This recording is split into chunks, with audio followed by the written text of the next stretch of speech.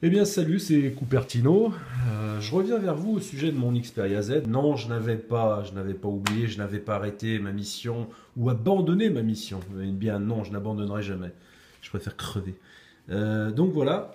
Alors juste une petite belle petite vidéo ou grande vidéo, peu importe. Une vidéo qui vous informe, voilà, une vidéo informative. Donc ce dont je voulais vous parler aujourd'hui, c'est que ce fil, enfin l'antenne Wi-Fi du Xperia Z m'avait pété dans les mains. Donc voilà, d'un côté on voit qu'il n'y a plus la petite prise, je sais plus son petit nom, enfin bref. Et d'un côté elle a été coupée net, elle a cassé net. Donc j'avais abandonné à ce sujet-là puisque j'avais commandé l'antenne Wi-Fi qui n'arrive pas.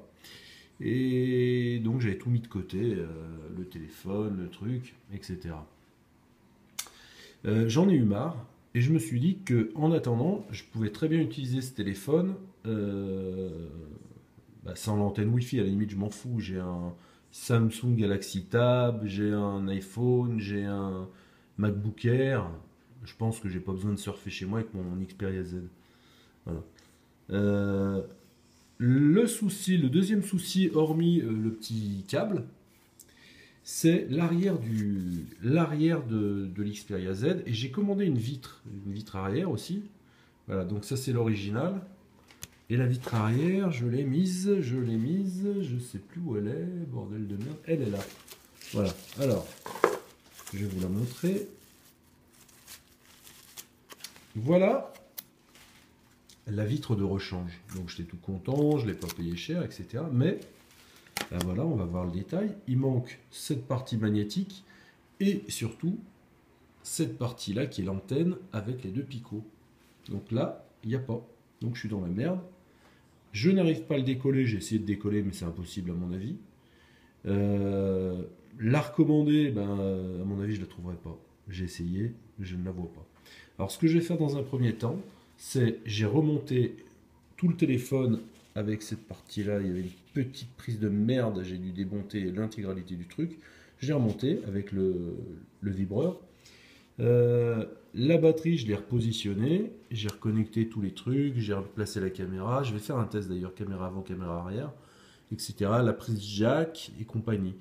Seuls les caches sont restés sur cette partie-là, sur ce châssis-là. Ce que je vais faire, en fait, je vais remonter le MINS. Voilà. Alors, je le remonte. Là, je vais vous le montrer comme ça, mais je le scotcherai en attendant. Voilà. Donc là, voilà, ça se recolle plus ou moins, ça tient plus ou moins. Mais ce que je voulais, voilà, ça se décolle, mais je vais le recoller là, en attendant. Ce que je voulais vous faire voir, c'est surtout ça, voilà. Donc là, on voit la nouvelle face avant, hein, puisque j'ai changé châssis et vitres. Et je vais démarrer. Et ça ne démarre pas. Non, je déconne. Alors j'appuie bien. Voilà, c'est parti. Il a vibré. Je vais le mettre comme ça. Voilà, comme ça vous me verrez bien. Il y a peut-être un peu trop de lumière, mais voilà. Xperia fonctionne. Là, il y a le petit tiroir que j'ai payé la peau du cul, c'est un petit truc en plastique de merde. Je vais le remettre et puis je pourrais m'en servir. Je maintiendrai la vitre arrière avec du scotch. Alors ce sera le plus rigolo des Xperia Z. Mais voilà, donc ça fonctionne. Pas de connexion, on va attendre. Voilà. Bon, il n'y a pas de connexion, c'est normal. Il faut que je fasse le test quand même de la connexion.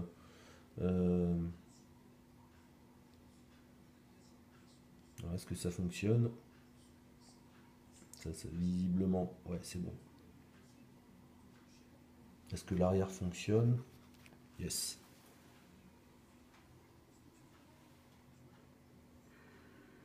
C'est cool. Je suis assez content. J'ai fait ce que j'avais à faire, comme d'hab.